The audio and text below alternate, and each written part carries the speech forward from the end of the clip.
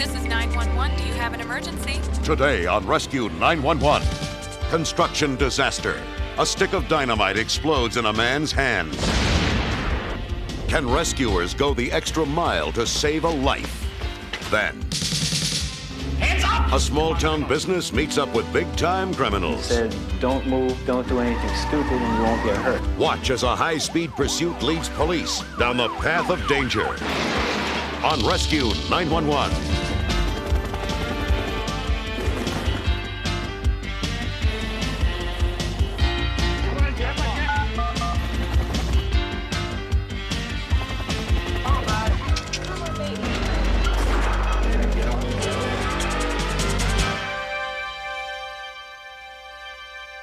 At any time, in an instant, any one of us can be plunged into a life or death emergency, and we may be miles from any help at the time.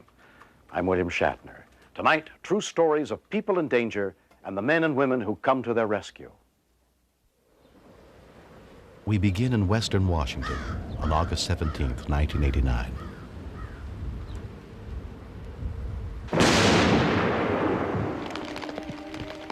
Your basic job is to do a lot of engineering work for companies want to put in dams and groundwater checking, things like that. It's safe. With another co-worker, 25-year-old Arnie Moen and Tim Cummins were working together that summer. The two had been friends since childhood.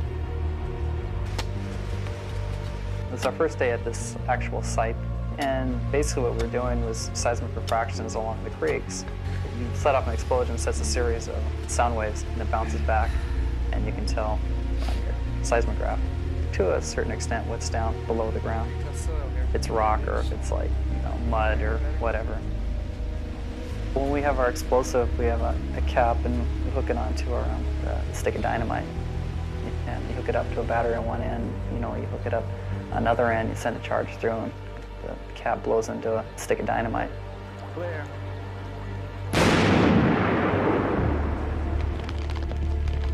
We've done about 4 charges on the line.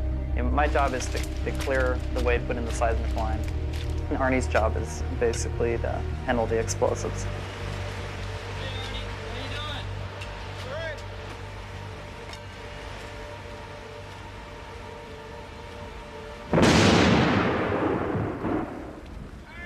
Tremendous force. I yelled out for Arnie. He didn't yell, he kind of moaned. It was pretty bad. His left hand was totally gone. His eyes were in the back of the socket. Big triangular part of his ear was gone. Ripped off my sweatshirt, wrapped it around his left arm, and basically turned into a compress. I was lucky because there was bleeding to maybe 40% of the arm. There was a lot of blood, but there was a lot of heat, so there was a lot of cauterization. The dynamite had somehow exploded in Arnie's hand. Now, the first thing that went through my mind was I didn't want to lose him. We'd done too many kid things, and growing up together, it's like losing someone that's almost closer in your family. The radio wouldn't reach far enough in the mountainous area, and they were 15 miles from the nearest town. So Tim left Arnie in the care of their co-worker while he ran to get help. We went up a quarter-mile trail we basically built. It was really rough. I was almost mad in a way. I said, you can't leave me. This isn't real. I don't want this to happen.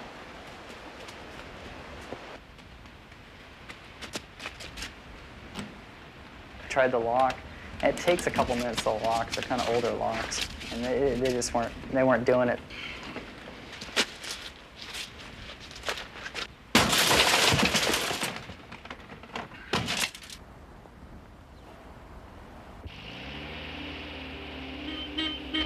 And I drove as fast as that thing could go, honking my horn all the way, just trying to get anyone that was up there. And all I was thinking about is, Arnie, I gotta go as fast as I can. Every second, it could be his life. When we continue. I said, I want this guy on a spine board, and I want to get him out of here now, because the next set of vitals was getting lower.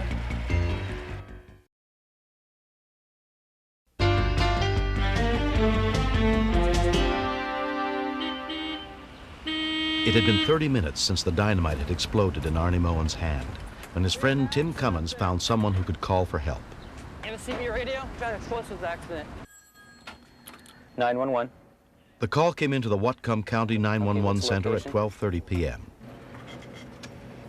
Prospect Medic 1 and welcome, an aid call. Volunteer EMTs were immediately dispatched.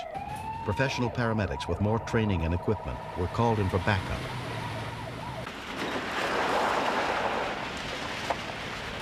By this time, Tim had also enlisted the aid of Forester Brock Sharrow and his co-workers, who had been out inspecting logging sites. We were wondering what kind of emergency was going on. We figured it was a logging accident until he stopped where there was no obvious logging going on.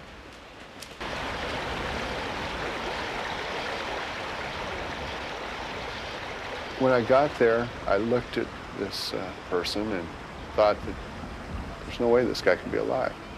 I'm going, "Hi, I'm Brock. I'm here to help you." And the victim goes, "Well, hi, I'm Arnie," which just amazed me that this guy was conscious even, because he didn't look like anybody that should even be alive, let alone talking to me. Ruby Hockett, a former EMT, took charge of Arnie's care. He had lost quite a bit of his left arm, and his left ear was gone. I asked him how he was doing and whatnot. I didn't want him to go into shock. The Welcome Station Volunteer Fire Department ambulance arrived first. From what paramedic Denise Christensen had been told, she expected to find a logging accident. You're thinking, okay, now what am I getting into? You know, possible amputation. That's one of the worst scenarios you can think of as far as going to. So on the way there, we prepare ourselves. You try not to think about what you're getting into. You try to think about what you're going to do when you get there. We weren't prepared for the type of injuries that Arnie had. It wasn't just an arm amputation. In fact, the arm amputation was easily controlled. What we were worried about was all of Arnie's facial injuries and his internal injuries. It was amazing, because he had 1,000 pieces of copper wire in his face. And I couldn't comprehend that. I was amazed that Arnie had a stable blood pressure and was not in shock at this point.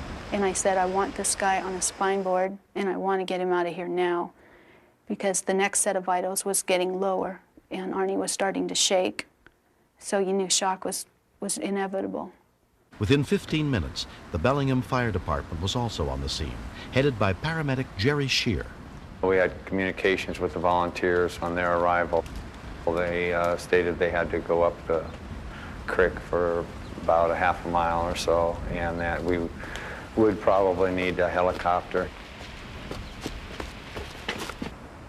I didn't know exactly what an explosion like that would do to a hand. I thought if it had just been severed, you know, I could put it in the river or something like that. Anything I could find, part of his ear, anything, you know, there's probably a good chance, if I could keep it cold, that it could be reattached. But the explosion was so powerful that it was just, there was no recovery or anything like that. The worry was that there was no safe place nearby for the helicopter to land in the dense forest. We were afraid that we would have to load him on our ambulance and take him down about 5 miles down a logging road to get to the helicopter, and we did manage to coordinate with this DNR individual there that had a map and get the helicopter to come in and take a look at this bridge and see if they felt like they could land on it. The air ambulance helicopter pilot decided to try to land on the logging bridge.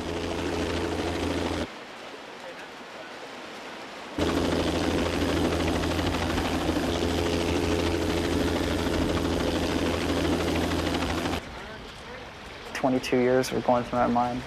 Every single thing. Silly things like sitting around playing Risk board games and, you know, goofing around. That's when reality hit me. It's like a stone wall right then. It's going, man, you know, things aren't going to be the same.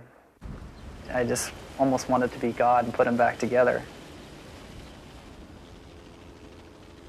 2 months later, Arnie has recovered, but he lost an eye as well as his hand. I remember it really bothered me because it felt like the stick of dynamite was still in my hand. I could still feel that stick in my hand. And since my hand was there, I couldn't open it up and drop it. That really disturbed me. My brain has a spot for my hand, so it doesn't let it go yet. Arnie's mother is more accepting. You've got to look at the positive things. You know, life goes on, and being mad is not going to give him a hand back. Going and having a prosthesis made will give him some function, and we just do the best we can and go on. I can imagine his psychological pain to some extent, because I've healed with him. So every time I got down, I just thought how good he was doing, and I thought, can't be a wimp. I've never been envious of people that had more money than me, or could run faster than me, or were stronger than me, or were smarter than me. So I'm not going to be envious of people that have like more hands than me or more eyes than me, including, you know, how I used to be. I'm not gonna worry about that. I'm just gonna, you know, do the best I can with what I've got, and that's all you can ask anyone. It's my new attitude. I think it's a good one. Next. Doing 80, 90 miles an hour up the road. I also knew they were armed, and I was hoping that they wouldn't start shooting.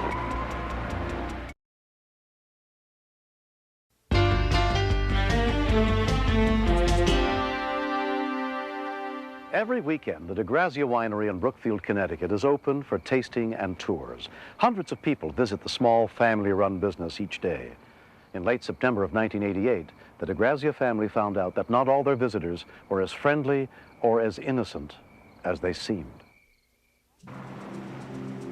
Through the investigation, I was able to determine that the suspects had left Texas and traveled eastward. They were described as being on a cross-country crime spree. One of the individuals was on parole for murder from the state of Texas. On Sunday afternoon, the two felons drove up to the small winery. Barbara DeGrazia was in the crowded tasting room. There were two gentlemen who wanted to see the owners. I felt and thought to myself they were definitely out-of-towners. I said I would bring them to my husband and he could discuss whatever business he needed to with him. Hi there. Hello.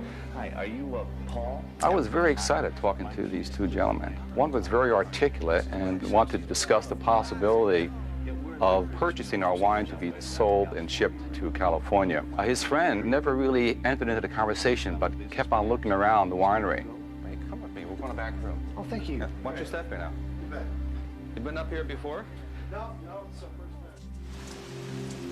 The next day, I drove down the driveway. A truck pulled in and stopped parallel to me. In the truck, Barbara recognized the two men from the previous day. So I just told him, my son is at home and he'd be very happy to help you. Barbara's 24-year-old son, Mark Langford, was the only one home at the winery that morning.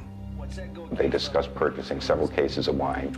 During the course of this conversation, one of the individuals pulled a gun on him and told him that this was a robbery. Hands up! Come on, now come around, huh? Slow. All right. Okay, get the door, I got him. At that point in time, they pulled the gun on Mark and they took him back into the house. All right. You're alone, right? Yeah. Take the door, let's go. His hands were bound with duct tape, and they immediately started to ransack the house. They made a point of telling him that they wanted jewelry. When he told them that there wasn't any jewelry, they insisted that there had to be more jewelry and that they would wait for Mark's mother to come home. Just relax. Get in the chair. The men ripped out all the telephones, then used the cords to tie Mark securely to a chair. He had no idea what they were planning to do next. On the winery's security system of closed-circuit cameras, Mark could see the armed robber's truck parked out front. He announced that he was going to go outside and wait for my mother. He said, don't move, don't do anything stupid, and you won't get hurt. I thought about my mother getting kidnapped or worse, or what they would do to her once they got back. And I knew she would be back any minute.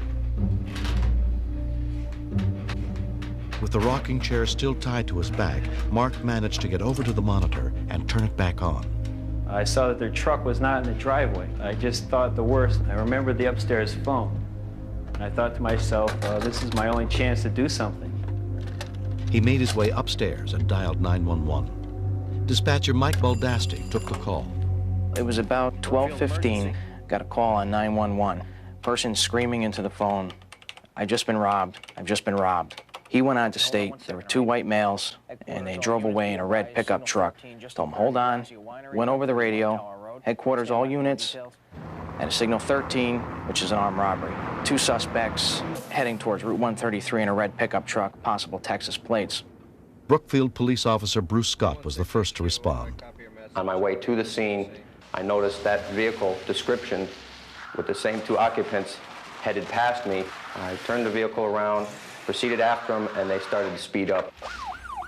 I put the overhead lights on, the siren, and they just paid no attention to it. They kept going.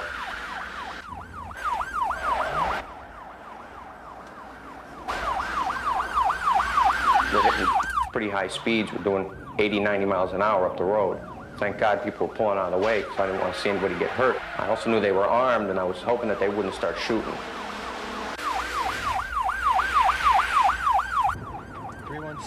When Officer Scott came back on the radio and advised me he was not able to stop the vehicle that they were running from, I again went over the radio and advised the other units this could be the suspects, at which time Sergeant Senior and Officer Wallmiller headed towards Officer Scott's location. 303 will be en route.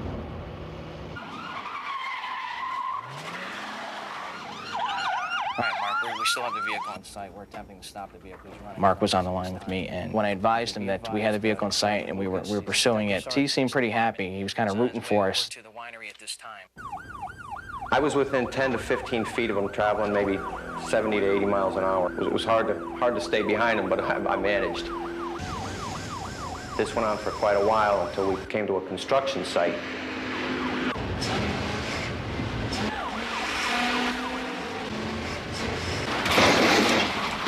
316 HQ. They just hit a vehicle going through a construction site on 202 North.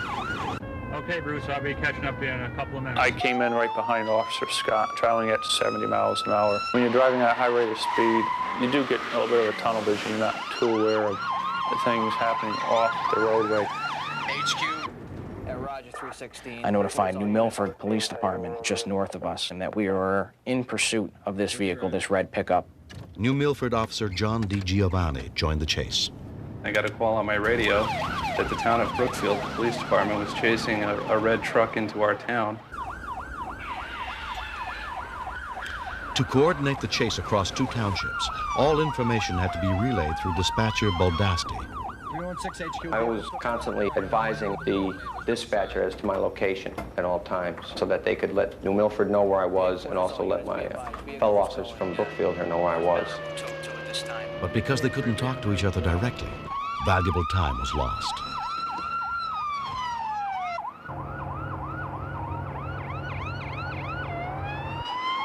They were just non-stop all the way up the road. They almost run a New Milford detective over who was trying to block the road off. He had to get out of the way because he realized they weren't going to stop.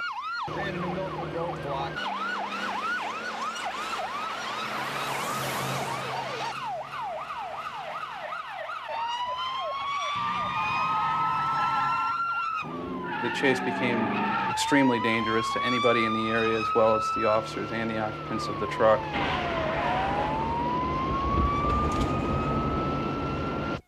Our Captain McCormick set up another roadblock, and he positioned his police cruiser across the road in such a manner that there was no way they were going to get around it.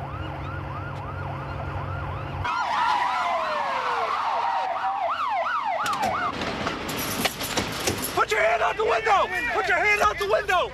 First thing in my mind when they stopped the vehicle was to make sure that they were surrendering and weren't going to start anything else at this point. We didn't want the situation to escalate. Where's the gun? No gun! Where's the gun? The call actually was instrumental in apprehending the suspects. The dispatcher did a fantastic job.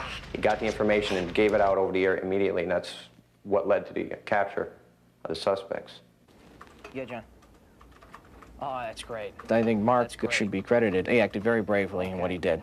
If he had waited out of fear or anything like that, they would have been long gone. The two suspects both had prior arrest records. They were convicted of first-degree robbery and sentenced to 7.5 years in prison. And looking back, I'm thankful that I had a chance to help the police take 2 career criminals off the street. I was scared for my life. I was scared for my mother's life. But I knew I had to do something to put all the fear aside. How you guys doing up there, huh? A year has passed. The DeGrazia family has gone on with their lives and running the family winery. But Barbara DeGrazia can't forget what her son Mark did for her. Mark worked very, very frantically to call 911. And I know in my heart, he didn't want his mother to be hurt.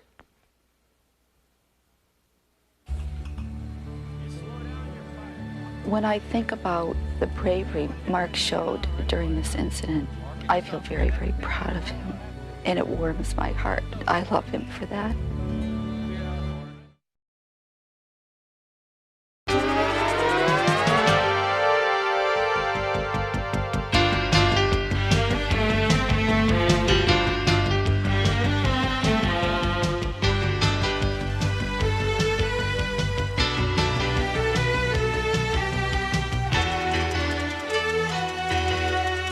Mr. Shapiro, step out of the car, please.